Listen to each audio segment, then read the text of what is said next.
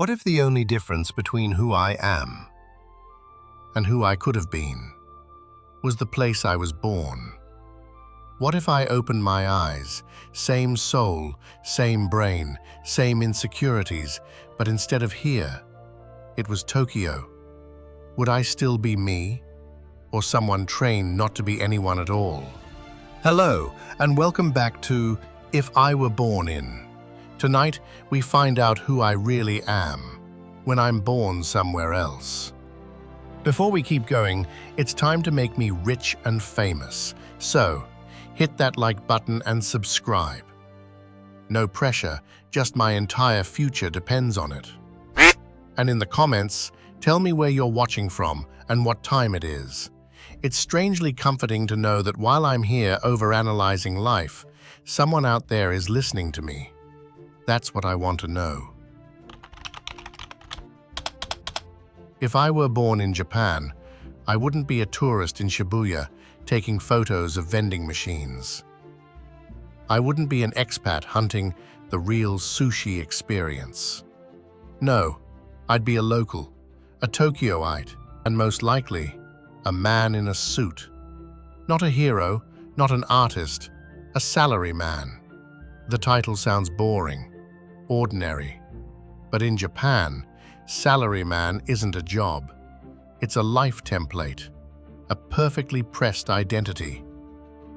You work for the company, you live for the company, and sometimes you die for the company. There's even a word for that, karoshi, death by overwork. And yes, it's officially recognized. Being a salaryman means mastering two ancient arts. Inamuri, the noble art of sleeping in public, and Nomikai, the sacred ritual of drinking with your boss until you forget your salary. It's not about money, it's about belonging, about melting perfectly into the collective. So today, I'm not visiting Japan. I'm being born there, to find out what my life would be like if I were born to obey, to endure, to bow, to live and die as a salaryman in Tokyo. When you think Japan, you think sushi, cherry blossoms, samurai, and maybe technology so advanced it gets a little weird. But if I were born in Tokyo, there's a 90% chance my life wouldn't look like an anime. It would look like a navy blue suit. My most likely destiny would be to become a salaryman. That word doesn't sound heroic, does it? It sounds like a side character in a PowerPoint presentation. But in Japan, it's not a job. It's an identity. It's an entire operating system for adulthood. Being a salaryman isn't just having a 9-to-5 job. That's the warm-up. No, if I were born a salaryman, my adult life would be defined by an unwritten contract, one I'd have signed, without even reading it. The deal is simple. In exchange for my absolute loyalty, my time, my energy, my health, and my ability to never, ever say no to my boss, the company gives me a salary, lifelong job security. It means devoting your life to a company you'll never own, to colleagues you barely know, and to a boss you'll be pouring beer for at 11 p.m. on a Wednesday. After work, there's Nomikai, drinking gatherings with colleagues and the boss. These aren't optional. This is just part 2 of the workday. It's team building, but the survival edition. Translation: drink until you can collectively forget how miserable tomorrow will be. They even have a word for dying from overwork, karoshi, which sounds poetic until you realize it's an actual government-recognized cause of death. My other superpower? Inamuri, the art of sleeping in public. At my desk, in a meeting, on the train. But wait, this isn't a sign of laziness. Oh no, this is a badge of honor. Sleeping at your desk is proof that you are dedicated. It's proof that you've worked yourself to the point of exhaustion. My boss would be almost proud. Almost. If I were born a salaryman in Tokyo, my adult life would be this ultimate paradox. Being surrounded by 37 million people in the world's largest megacity and yet spending my days in near total silence, typing at a keyboard, terrified of bothering the group. Solitude in a crowd. It's a life of sacrifice, a life of conformity. But is that all it is? Was I condemned to this life from the start? It's not a tragic life, it's a functional one. A life that values the group over the self, harmony over freedom, politeness over honesty. And maybe that's what makes it fascinating, that quiet, collective choreography where everyone moves in sync, pretending not to notice how tired they are. So today I'm asking, what if I was born in Japan? Would I be happier? Would I be calmer? To understand how this navy blue suit became my second skin, to understand why I would accept the risk of dying from overwork, they even have a word for it, karoshi, we have to rewind. Far from the neon lights of Shinjuku and the quarterly reports, we have to go back to the very beginning, to the place where it all begins.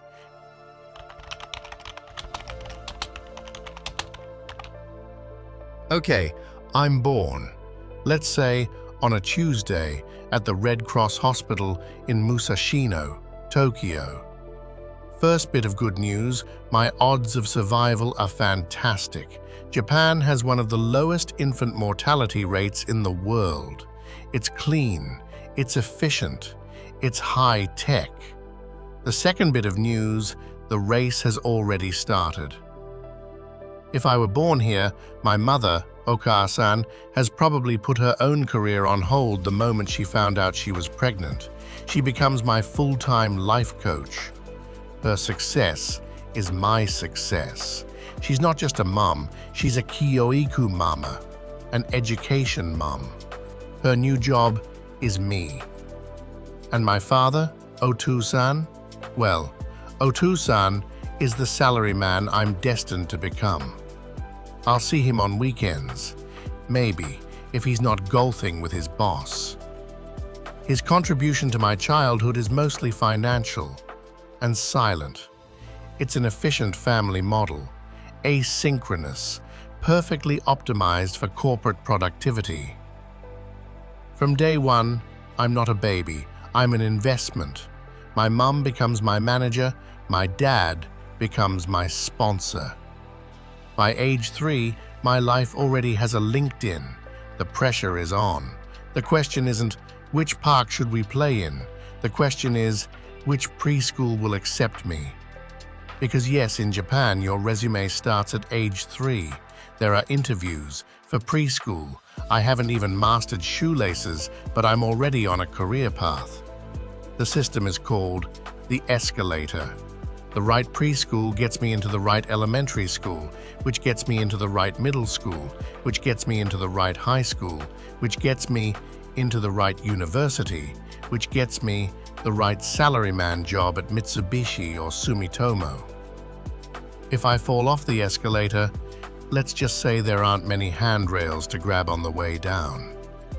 So my childhood is this. My mother's love, yes, but it's performance-based love and the constant crushing pressure not to disappoint. My days are scheduled to the minute. Piano lessons, calligraphy, swimming. Not for fun, but for the resume. By the time I'm in elementary school, my real school day begins after school ends.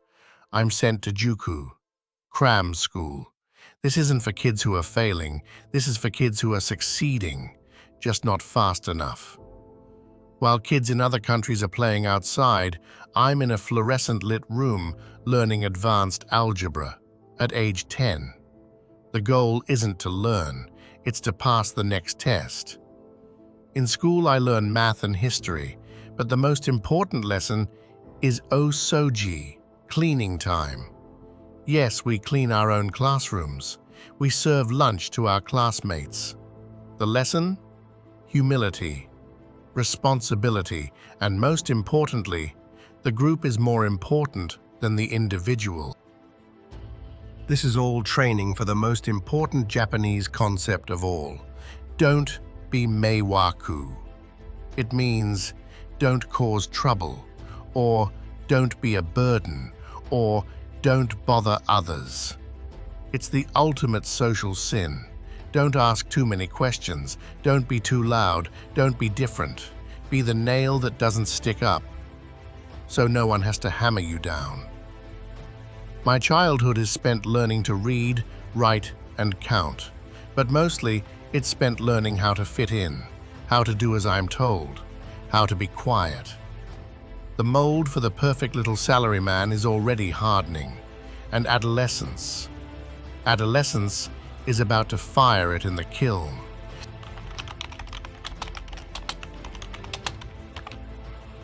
If my childhood was a race, My teenage years are the final sprint, but a sprint that lasts for 6 years. Welcome to Juken Jigoku, examination hell, and that's not a metaphor. From age 13 to 18, the concept of free time is officially retired.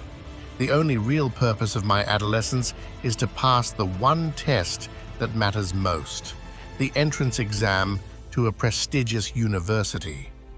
Why? Because your university name is tattooed on your resume for life. If I get into Waseda or Keio, I'm set. If I don't, well, I might as well start learning to apologize now. In high school, uniformity isn't a suggestion, it's a survival mechanism. My uniform is less about personal style and more about group discipline. Haircuts must be regulation, shoes polished, every button fastened. The goal is to erase any trace of individuality. We are a collective, an army of young minds marching towards the same goal: corporate servitude. The one great rebellion of my teenage years? It won't be skipping class to smoke behind the gym. That would be meiwaku, a bother. It might be secretly wearing non-regulation white socks with a small logo hidden beneath my trousers. A thrilling act of defiance so minor it can only be considered a rebellion in the most hyper-conformist society on Earth. My real home isn't my actual house. It's the Juku, the cram school. The evening starts at 4 p.m. and often runs until 10 p.m. Weekends too. My Kyoiku mama, or education mom, pays a small fortune for me to be constantly reminded of my failure potential. It's an arms race fueled by parental anxiety and caffeine. I'm not learning for fun. I'm learning to defeat the boy next to me in the ranking. Wait, there is one escape. Club activities. Sports, art, whatever. But even here, there's no relaxation. Club activities, or bukatsu, are another form of brutal training.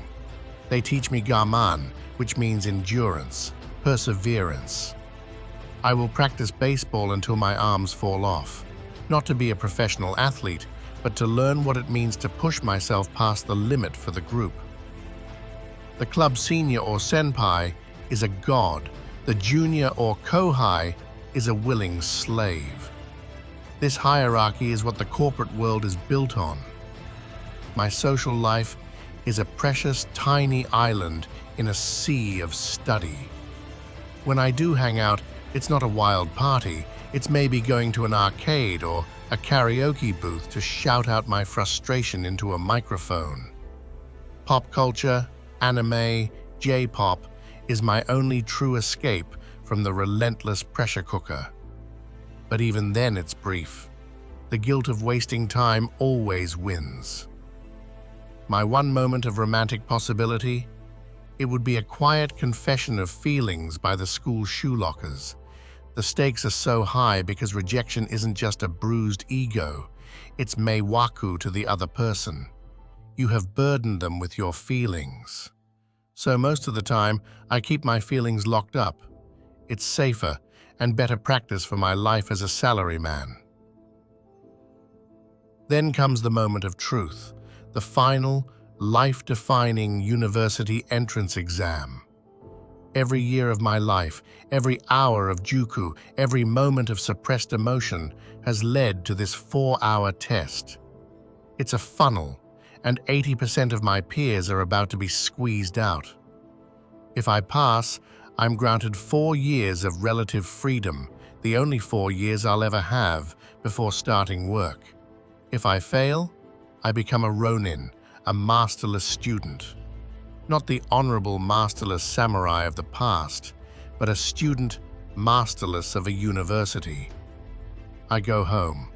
I study for a year. I try again. No one judges me. They pity me. They see the burden I'm carrying. Let's assume I pass. I step onto the university campus. My uniform is gone. My parents' pressure is temporarily lifted. I'm finally an adult, a Japanese adult. But what does that mean? It means I've reached the top of the escalator. I've earned the right to relax, but only for a moment. The clock is already ticking for the next race, the job search. The job search isn't about what I learned in college. It's about which college let me in. I have a degree. I have my suit. I have my gaman. Now, it's time to cash in the life insurance policy I've been paying into since age 3. It's time to become the Salaryman.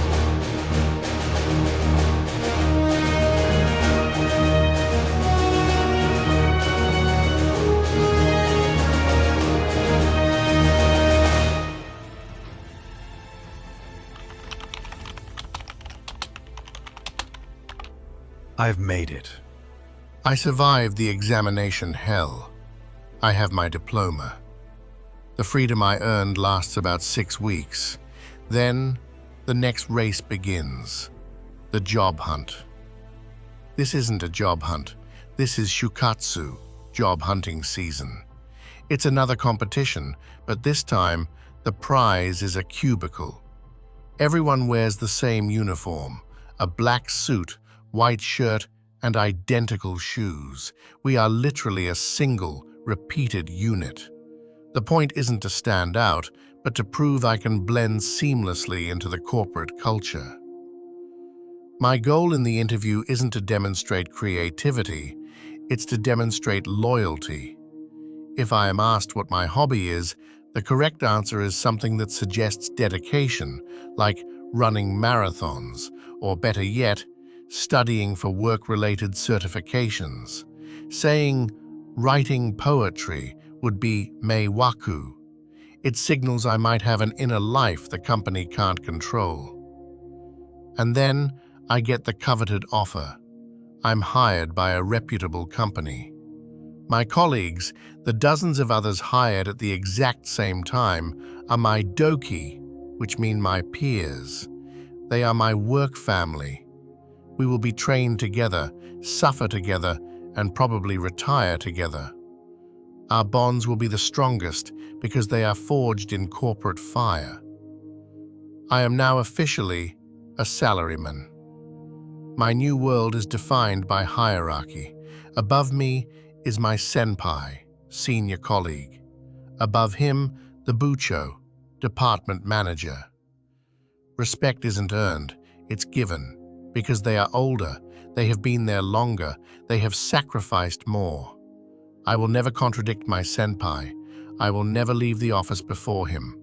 If he tells a terrible joke, I will laugh until I almost cry. It's part of the job description. My workday doesn't start at 9 a.m. It starts when I sit down, probably before my boss, and it ends when he says so. If I leave at 6 p.m., it sends a clear message. I don't care about my job enough. If I leave at 8 p.m., it's acceptable. If I leave at 10 p.m., I am dedicated. The commute is part of the endurance test. An hour and a half each way, packed like tuna in a can, in a uniform I wish I could shed. It's a moment of forced meditation where I try not to breathe too deeply near anyone. Work isn't just about spreadsheets. It's about nemawashi, laying the groundwork. Decisions are never made in the big meeting. They are decided beforehand, privately, over quiet conversations. My job is to know who to talk to, when to bow, and how to express agreement without ever having a firm opinion. Then comes the Nomikai, drinking gathering. We covered the fun part, the alcohol, but this is where the real work is done. I must listen to my boss's drunken ramblings. I must pour his beer when his glass is less than half full, and I must act like this is the highlight of my week. It is an exhausting, mandatory ritual of bonding, and I pay for the privilege of serving my boss's hangover the next day. I am tired, terribly tired, but if I work myself to the hospital or even to the point of that final fatigue, the company will pay my family a small, respectful settlement, a final, ironic testament to my loyalty and a reminder that the state has a word for my ultimate sacrifice. Karoshi. If I'm a young salaryman, my apartment is a monument to efficiency. Small, very small. Living in central Tokyo is a luxury I cannot afford. So, I live an hour away, in the suburbs, where the rent is only moderately terrifying. My salary provides stability, but Tokyo provides no space. Everything is vertical, compact, and perfectly clean. My greatest luxury isn't a big-screen TV. It's a quiet corner where I can finally take off my tie. My salary is decent, but the cost of life in Tokyo is relentless.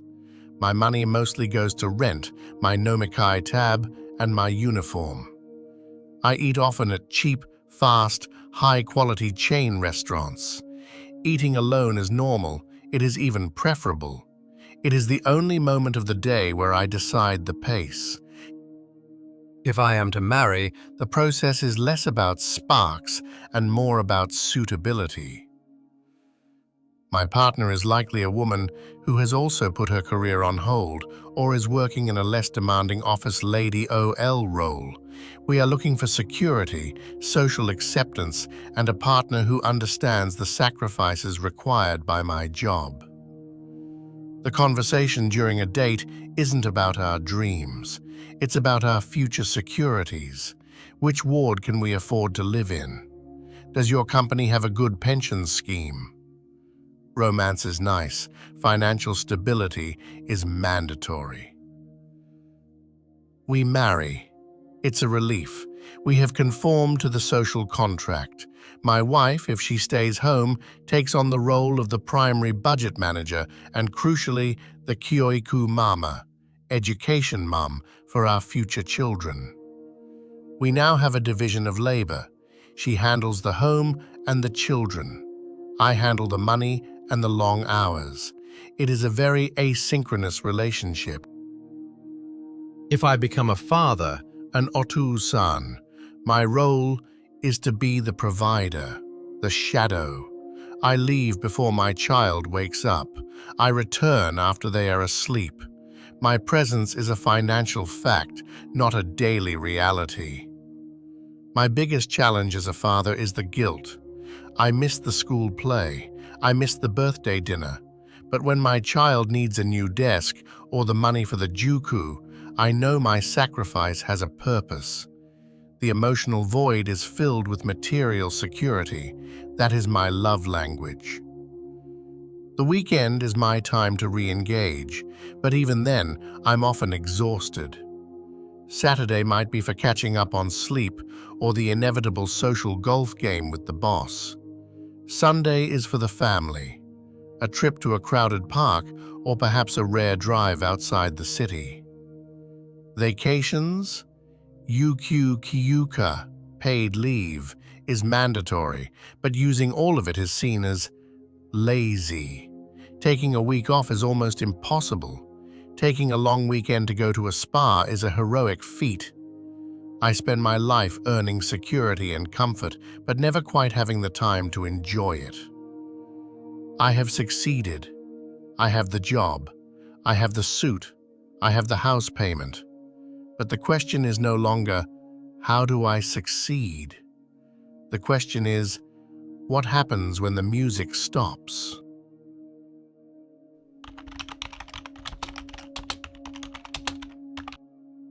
If I am to survive Tokyo, I must master a concept known as hone, true feelings, and tatemae, public stance.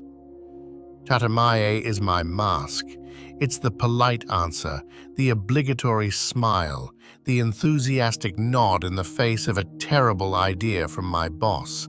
It's what I must say for the sake of group harmony. Hone is the internal scream. It is the exhaustion I truly feel, the desire to quit, the contempt for the 10 p.m. Nomikai. It is the truth I must not show. If my boss asks me to work all weekend, my tatemae will reply, yes, I would be happy to contribute to the success of the team.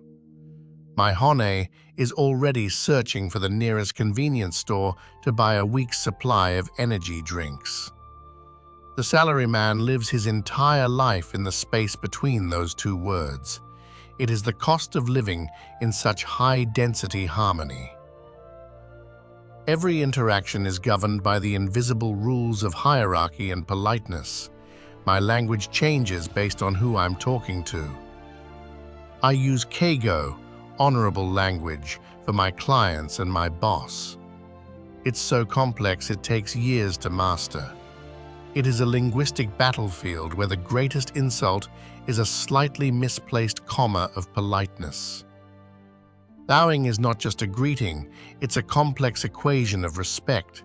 The lower I bow, the more serious the apology, or the more important the person. I have an internal protractor built into my neck. My life, from birth, is defined by on, debt of gratitude. I owe a debt of on to my parents for raising me. I owe a debt of on to my company for hiring me. I owe a debt of on to the society that gave me peace and order. This debt is not something I can pay back with cash. It must be repaid with loyalty, hard work, and lifelong effort. This sense of obligation is called giri, duty or obligation. My whole purpose as a salaryman is to uphold my giri to my company. It's the highest form of virtue. It is why I cannot leave before my boss. It is why I work myself sick. I am repaying the debt of allowing me to be part of the group. If my company gives me a terrible assignment, I don't see it as a burden. I see it as an opportunity to repay my on. A terrible assignment is essentially an interest-free, non-negotiable loan, and the repayment term is until I die. What happens to those who break the system? Those who cannot maintain the tatemae, who cannot pay their on. Some crack under the pressure. The world of the salaryman, the world of absolute conformity, is a high-pressure vessel. For some young men, the stress of Juken Jigoku, examination hell, or the corporate world is too much. They retreat. They become a hikikomori, social recluse. They withdraw entirely from society, often confining themselves to their bedrooms for years. The shame is so immense, they would rather disappear than face the failure of not being able to conform. It is the ultimate rejection of the salaryman path. It is a terrifying silence in a world of constant noise. My life as a salaryman is a success story. I have survived the competition. I have paid my debts. I have provided for my family. But every day as I commute, as I bow, as I smile through the pain, I am haunted by the whispers of my hone. I am always aware of the few who chose to step off the escalator. The years pass. The long hours blur into decades. I have raised my children. I have paid my debts. I have made my bows. And then one day the routine stops. I reach retirement. After 40 years of service, I finally receive my gold watch and a respectable pension. The problem? After 40 years of defining myself by my desk, my title, and my doki, my peers, I no longer know who I am without them. I am now a Nureo Chiba, wet fallen leaf. It means I cling to my wife's feet and I am difficult to sweep away. My wife, the Kyoiku mama who managed the household and the finances, is suddenly faced with a retired man who doesn't know how to fill the dishwasher, let alone his day. She secretly loved the 12-hour workday. Now she has a permanent house guest who only speaks tatemae, public stance, and knows nothing about the garden. In public, I retain my respect. Japan is a society built on the deep appreciation of age and experience. I am now Otoshi Yori, the respected elderly. My opinions, once suppressed by the corporate hierarchy, are now sought, or at least listened to politely. Many retirees find their new purpose in community. They join clubs, practice calligraphy, or hike. They finally embrace the hobbies they sacrificed for the giri of the company. It is a rebirth.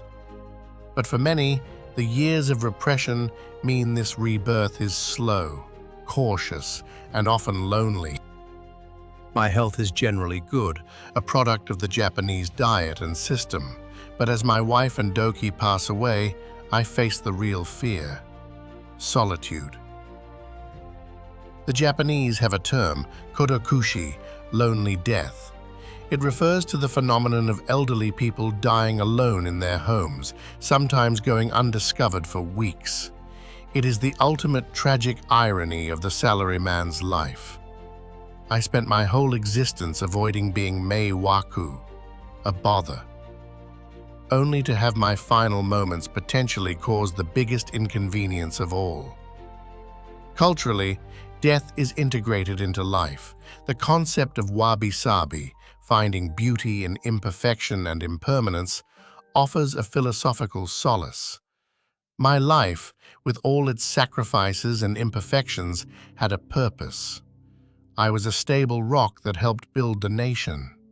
My debt of gratitude to society is paid in full. My legacy is my children. My son is likely another salaryman. He is trapped in the same system, but the pressure is changing. The guarantee of lifetime employment is gone. I built the system. He has to survive it, but without the security net I had.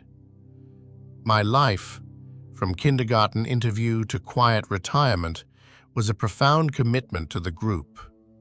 A commitment I paid with almost every minute of my personal time.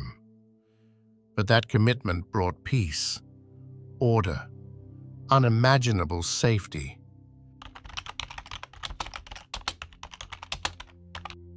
So, what did it mean? To be born the salaryman in Tokyo, was it better than my own life? Was it worse? It was profoundly different. My life here is built on the pursuit of individual happiness. The Japanese life was built on the pursuit of collective peace. I sacrificed my identity for the group. I gave up time for stability. I traded genuine connection for constant politeness. I have gained an unparalleled sense of duty, community, and security. I have lost the freedom to truly be myself, to make a loud mistake, or to prioritize my own dreams over the nation's needs.